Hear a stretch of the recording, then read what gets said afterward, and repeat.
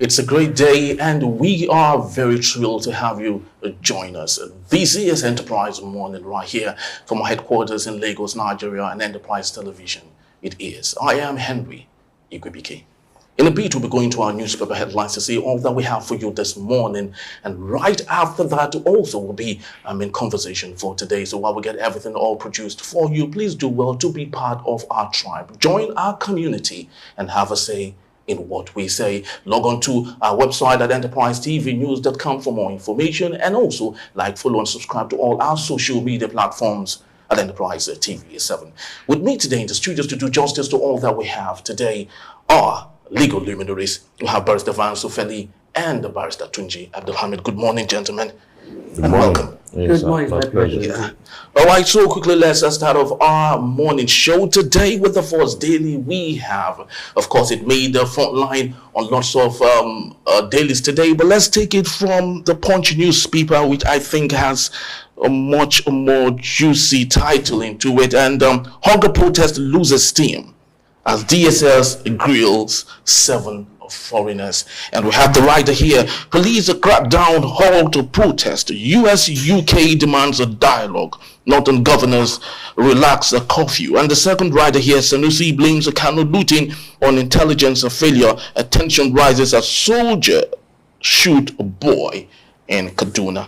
And also we have on the top strip of the same newspaper, crude crisis. National Assembly to probe NNPC Dangote refinery. CBN dumps 12 months of forex policy with $876 million auction for accused may linger till next week, and that's from marketers. Gentlemen, let's take a look at this particular issue. DSS grills 7 foreigners. Amongst them are descents of course, coming from Europeans. A couple of days back, we had that the DSS had made arrest of people from Poland and some other nationalities. Is this a cause for worry? Let me start with you, Barrister Tunji Abdulhamid. I want to know what exactly were they arrested for or being investigated for. I think I'm not sure that is clear from the story you have given us. Yes, of course, it still borders around the hashtag NPAT governance. Flying the Russian flag. Flying Yes, the Russian flag. Okay, exactly. they are suspecting that they are behind it. So I hope the government has done the proper investigation before making those allegations, because when you make wrong allegations against international citizens, you are creating a more problem for the country. So I just hope they will not use the Nigerian style of arrest them and start looking for information or evidence to nail them. So I believe if anybody's finger in making Nigeria ungovernable or trying to be a part of those who wants to, forceful change of government, if there's any, then those people deserve to be questioned and then interrogated. So there's nothing bad in it, but I hope that they have clear evidence and they have a compelling evidence to show that, look, these people truly are behind this. I hope it's not just a mere suspicion or mere just pack them all and start to look for information or evidence as to their role in the system. So we will often be told that the security agencies and those in government, they know more than us. They have more information than us. So probably they have those informations, and then they were trying to ensure. But like I said, if it's about protest alone, not about change of government, it's about protest, I think they'll be doing the wrong thing, because there's nothing bad in protesting. We said it yesterday here. The protest itself is legal. It's covered by our constitution, section 39 or so of the constitution, allows you to peaceful assembly and peaceful association.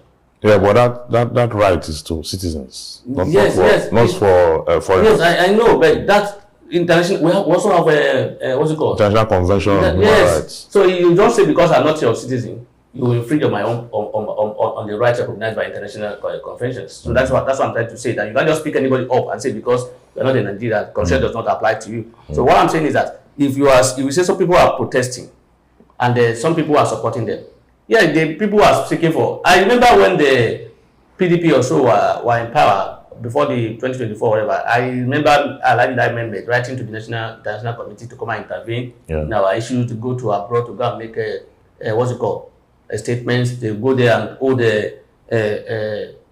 what they call it, conferences or whatever they call it, or they call people together, press a briefing and then they ask international community to come and in fact, sometimes they write letter complain about the situation in the country. So should we now call that one anti-Nigerian or lack of patriotism? Because that is exactly what is happening now. People are calling on people to come and at least do things in line with the law. I'm not talking about takeover of government by force.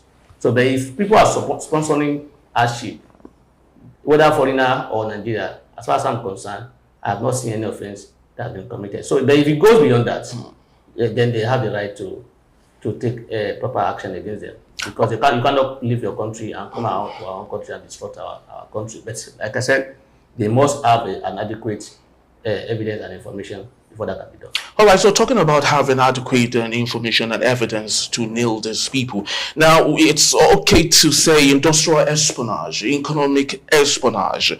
That could be a reason for another country to arrest someone from another country. But in this particular case, there's no reasons to have them arrested, but for the fact that it's alleged that they were part of the protest. What do you think those from these countries will do next when it comes to international diplomacy?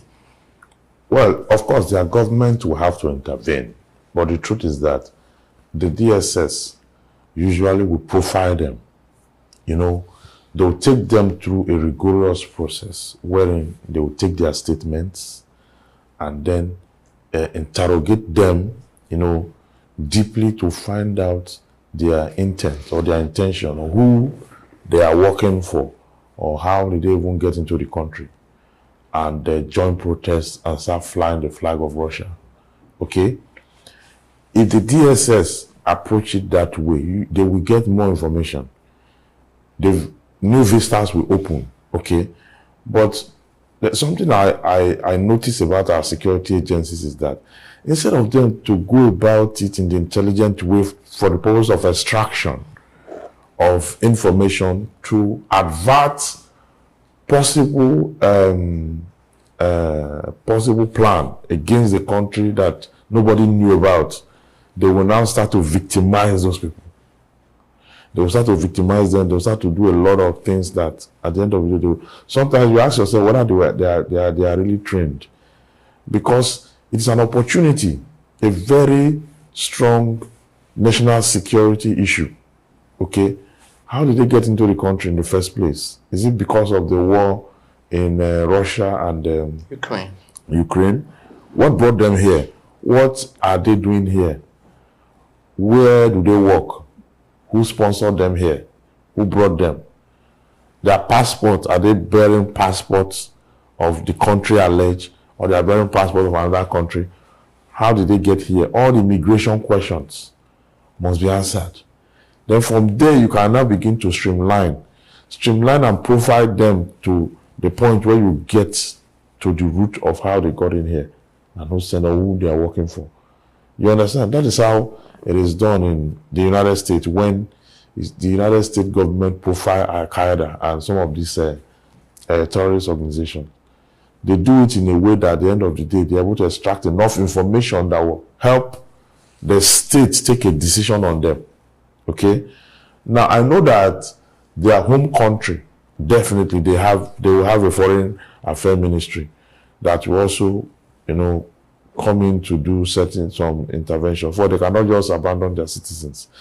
Even as much as Nigeria don't really care so much about her citizens. When the war broke out in Russia, we saw some level of intervention. Yes, level of intervention from private citizens. One of the owners of airlines sent an aircraft. Some person made the donation, some government made so their government will intervene. But at the end of the day, both sides, both government, we have a lot of bilaterals with the country under reference. So I think this will be resolved. This will be resolved as long as they are not criminalized just because they were protesting. If they have joined friends or joined people to protest, of course, at the end of it, that will be addressed on that level. But if it goes beyond protest, if perhaps the seat of the president, there's a legitimacy question that is drawn from this protest, like so many people have done. And that will also be addressed in the way the law prescribes. Okay? But the most important is that we must know their intention and we must know how far this is. All right. Just before we get to that, Barrister Tunji, knowing the dexterity of security agencies in Nigeria, do you expect to have a good job done? Yeah, I think we should be able to, if we want to. I'm not doubting the capacity of our security agencies. If truly they want to do their job, they know how to do their job. I have seen a situation whereby a client was invited, and then by the time you get to them, the level of document they even show or in respect of the client, even of which the client don't even know some of them. He was surprised that they've gotten all this. So it shows that if they want to do their job, they want to do proper profiling, they want to interrogate or investigate or do whatever they want to do in line with law without any intention of victimization, they will get it done. They know what to do. They are very good in. We have intelligent officers who can do their job, but sometimes we try to distract ourselves because of politics and some other ulterior motives. In other words, they will leave the professionalism of the job and start pursuing, working from the answer to the question. And by that, you will not do the right thing. Once you have answer already, and you're just working towards it, you may not be able to do a proper working. All right. So, and that is the only area I have. If they are professional in their job, they will get it done. You can see they are not aware of the stage at which this case is now. The one about the two foreigners who came for a meeting and they were detained. Oh, the Binance people. Today, I don't know. Exactly. If you see how the government, how they came about that. Trial is still ongoing. Yeah, okay. For the one left. And then the other one. So we have security agencies who know who can do their job if they want to do it. So I just employ them to be professional in their job. All right. If they do that, because it's not proper for any foreigner to come to our country anyhow and start instigating and disrupt the system. But like I said, if it's truly about sponsoring of protests, that will not be enough to say anything, because people get foreign aids abroad to even wrong agencies in Nigeria or even NGOs in Nigeria support what they are doing. All right, so that's well said. But let's move on to the Guardian newspaper for this morning. Higher education amid hurdle, public universities make 12 billion naira from transcripts request in 5 years. And also on the bottom strip of the same newspaper, we have in another address, Tinubu asked Nigerians to look beyond the temporary pains. And also Sanusi links a kind of violent protest to intelligent failure. Despite subsidy removal, Nigeria spends $600 million monthly on fuel import. Gentlemen, let's take a look at various stories here, but I would love us to start with the issue of subsidy removal. Right now, the federal government of Nigeria spends $600 million monthly on fuel import into the country. They have come to say they don't. It's not correct. You know, when some news agencies said they were spending money to import and all that, but now it's becoming clearer every other day. Were they not supposed to spend money to import it? Or were they supposed to ferry it free? The people who own the vessels, won't they be paid? As long as you have refused that you will not let your refinery work, any figure that is stated out there that's what you're paying, that's what you're paying, if not more. Because, okay, look at that amount of money. If you allow, okay, before now, that's why, you see that guy that said, if they explain Nigerian problem to you and you understand it once, then they didn't explain it well. They didn't explain it well. See, when we didn't have crude, you understand? When we didn't have refineries, we had them, but they weren't working. We were exporting the crude, everything, so that we'll import the finished product, you understand? Now we have one refinery that is about the biggest in the world that can take that can obtain. I mean, what I asking mean. us what do we have? I mean, we have. Because we, as in we have a citizen. the only brand I know we have today is an individual's own. That is a refinery. Not we. You can. Now that Dangote has it, It depends on what you're saying. But what I mean is, one on if you get the crude and refine there, you cut off these funds that you will have to spend to import it into the country, take it out and bring it in. You understand? You reduce that no matter what. There's no way Dangote will charge for him to charge up to what it is we will spend to take it out and bring it in. So, but you mean there won't still be subsidy because Dangote, let's be clear about this, is profit that is good at. So if the issue is he will now check his running costs. He will check his running costs and price. He will put price based on the running costs. Remember that this thing doesn't have uniform price again. PMS. Yes. Some filling station will sell 600, some will sell 550, some will sell 700. There's no uniform price any longer. To that effect, prices have been technically deregulated. Technically. So it's now profit margin running cost. Okay, that will now determine, they call it the market forces, and that will what will determine whatever it is you are doing. But I'm saying there's no way market forces will shoot up to what it will be when you are importing it all the way. When you have it on ground, you are refining it on ground, there's no way it's going to be the same price, or there's no way it's going to be more. You understand? Of course, it should be less. And you know, it's an industry that's highly regulated. So even if the Dangote himself want to overprice it, okay, there's an NNPC that could call him to order. Because the fact that it's deregulated does not mean there's no regulation any longer. There's still regulation.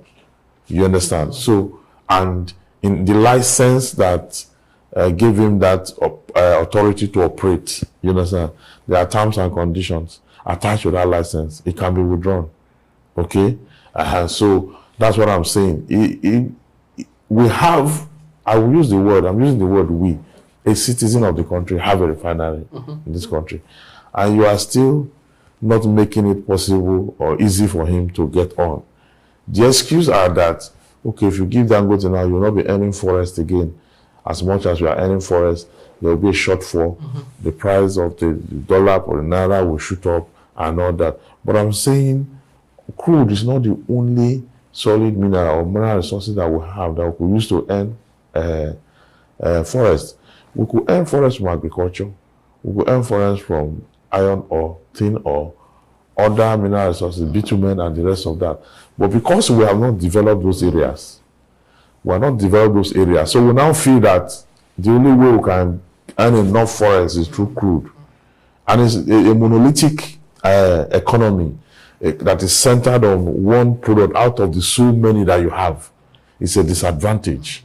Okay, so we should be able to empower indigenous companies, okay, with the crude that we have, then open other vistas through which we will earn forests, so that we can now battle with the floating of the naira and the crude itself and the cost of PMS and other byproducts. All right.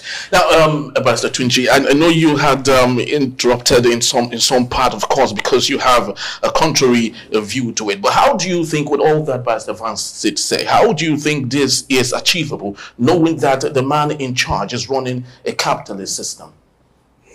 Like he said, if the government truly wanted to happen, it's possible. But if the government is adamant on the issue of subsidy, because like he said, I truly don't understand what they are talking about again now, whether we are in subsidy regime or subsidy is gone forever. Nobody understands it. Because what we have been told was that there was no longer subsidy. And we have been told again that I read somewhere that 5.4 trillion or so is budgeted for subsidy this year.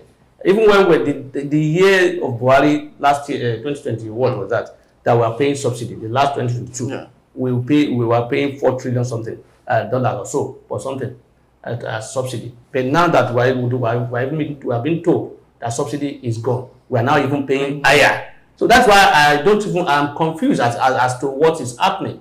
So if truly the government wants the fuel price to come down, They can do it, sacrifice. It will be in form of subsidy. The crude that will be refined by Dangote will be given to them by Nigeria.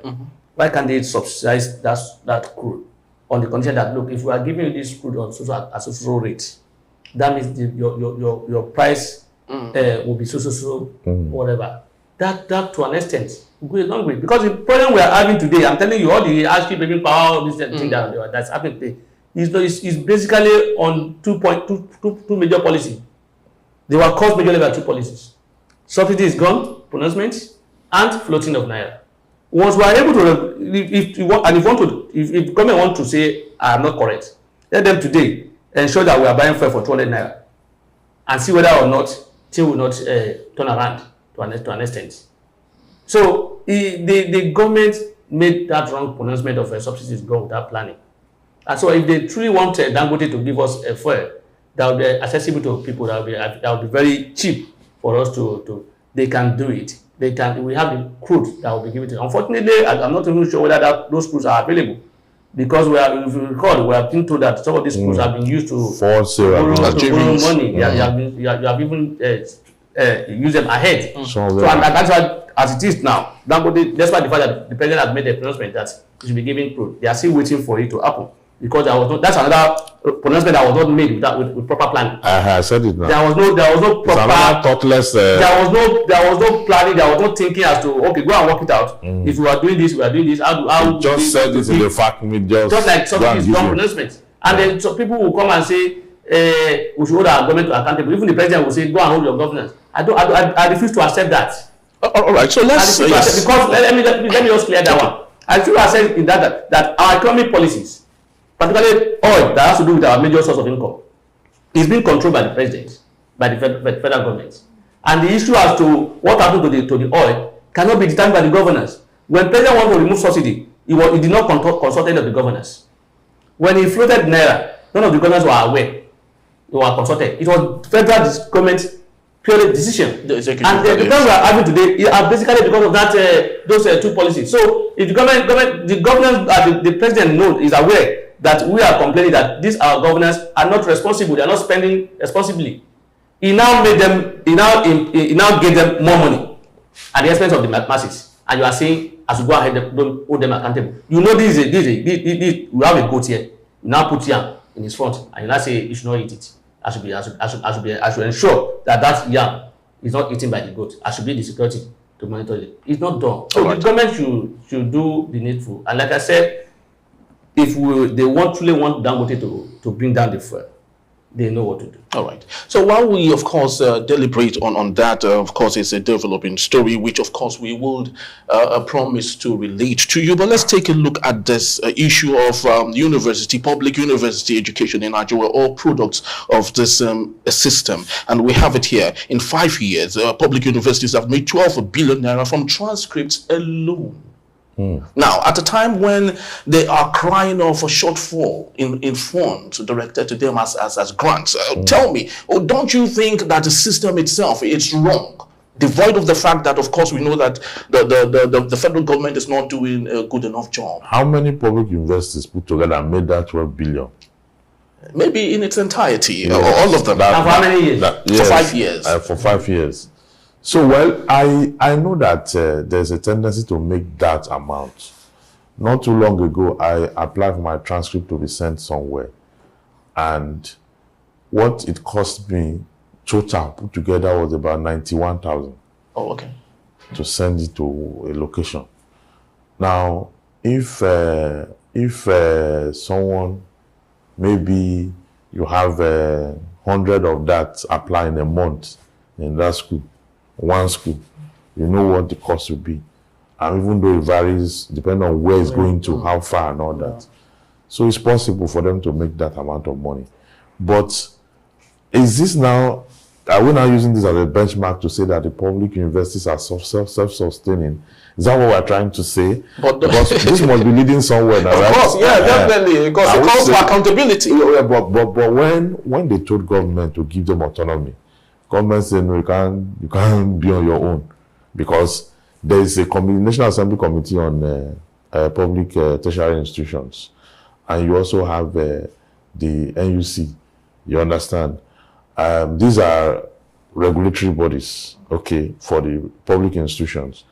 But the public institutions have, consistency that with autonomy, they will have, they will be able to manage themselves proper rather than waiting for government, because now some of these funds now for all public university, I know you have to generate remitter. You understand? This 12 trillion, as in, they're able to calculate it. They're able to calculate it because of the remitter. Yeah. And that remitter is not the state account. It's the federal government account. You understand? So when you pay through that, you cannot turn around and say, they made 12 billion, oh, these people are self-sustaining. That story will rather indict the federal government more, because it will not be that, okay, even the schools are able to generate this, but when they ask for increment, you don't increase. When they ask for facilities, you don't provide facilities. So I think it's still against because you say public institution, it's state institutions, those ones, you pay into their state account. Yeah, the state account. But what is your pay to remitter? So at the end of the day, are we saying this to say the schools have enough money? Or are we saying this to say that the federal government have enough money that it can take care of the public institutions? Those are the questions we need to ask. All right. So even buttress your point, if the government is saying, if people are saying they are making that money, this 12 billion you're talking about, just like I said, how many universities do we have in this country, federal university? How much, scatter it among the number of universities. There are over 100. You will see that it will amount to nothing in terms of taking care of anything. Yeah, so, and just like you said, and this money is not even going to. It's 5 years ago. Yes, it's not even going directly into the accounts of the universities. It's going through to the federal government, the meter, whatever. Probably they have a way of accessing the money. I don't know. But like I said, the 91,000 or so you said may not even be the official fee. It may not be the entire money you pay directly to the maybe other which is not going to the account. So for me, our problem has been this: accountability and lack of accountability and transparency, and that was what is killing our oil sector.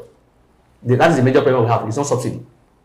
Our major problem is accountability. If you ask the president today, who is the commander-in-chief and also in charge of every ministry in this country, including the petroleum industry, he will not be able to tell you this is the number of crude I will supply, I will do daily.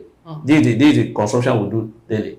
He should be able to have that information. Even the GMD, they may have it. The GMD may have the information that you will not know, and it will not come out to you. In fact, if you listen to his statement yesterday, why he was being investigated, why the investigation was going on at the out of National Assembly, he said if he will not say some things because this is not the time. Because if he say it, so what are we doing court? We want to say some things. It's similar to off your mic scenario. And I tell you, that will be the end of that investigation.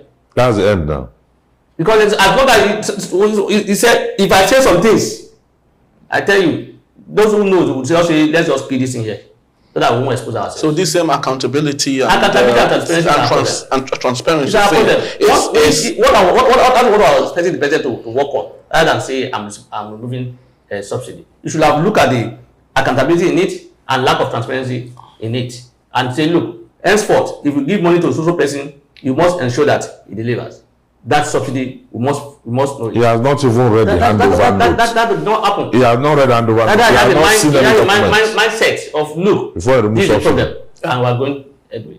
And that is what you think private institutions, private universities are getting right. That has, of course, made them number one. It's their personal business. If they run it wrongly, they do accountability. You close shop. This one it's called commonwealth. Those who are there as a PC, it doesn't, whether the country, the school make a way for not to, it doesn't affect him. In fact, he will make more money and then he will go, and that will be the end of it. So that's why they don't care about what happened. But all the money they were supposed to actually make, the private investors have come to pick up those funds because you didn't structure your university in a way that was attractive enough. I mean, the private investors are even doing a lot better now, because before now, when you had only public institution, you know how many times you write JAMB before you get into university.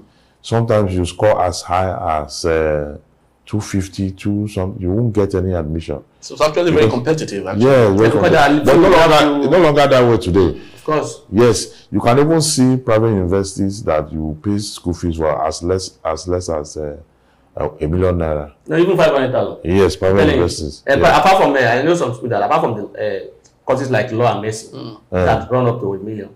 Some I don't want to advertise any school. Some school other courses, accounting, business admin, whatever, they are not more than 500,000, and you can pay twice. And you can pay twice. So what that means is that the private institution are setting to bridge the gap. The only difference is that what it now costs to train a child in the private schools, you cannot compare it with what we, like when I went to university, the whole money I paid from 100 level to 500 level, it's not up to 30,000 naira. 5 years in school, you know, for school fees, then it's constant everywhere. 40 naira. Yes. All time is 19 naira. Every all school it's uniform. Even though mine was not the 19, I didn't need that 19 naira. You need the one that's higher. Yes, now was 1490. My university, my school fees was 1,200. Then the hostel fee was I think 40,000 naira. Wow. 40,000 naira. 40 naira. 40 naira for school fees, 19 naira accommodation. That's all. And we were still protesting then. That was about just something years ago. We were protesting. We were not going to pay. That the money is too much. And there those that time, as bad as it was, we were being, every weekend they will give us soap and the toiletries, some toiletries they will give us. Yeah.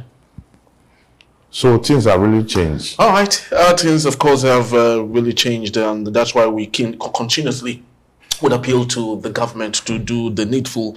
If private institutions in Nigeria have gotten it right, then we have more than enough reason to also get it right too. I'd love to say thank you to Pastor Francis Feli and Pastor Tunji Abdul Hamid. My pleasure. And to promise you that both gentlemen will be here to take us possibly on our main conversation for today. But when we return, #End Bad Governance, protesters move online and declare 3 days of mourning for killed colleagues. That in a beat. Please don't go anywhere.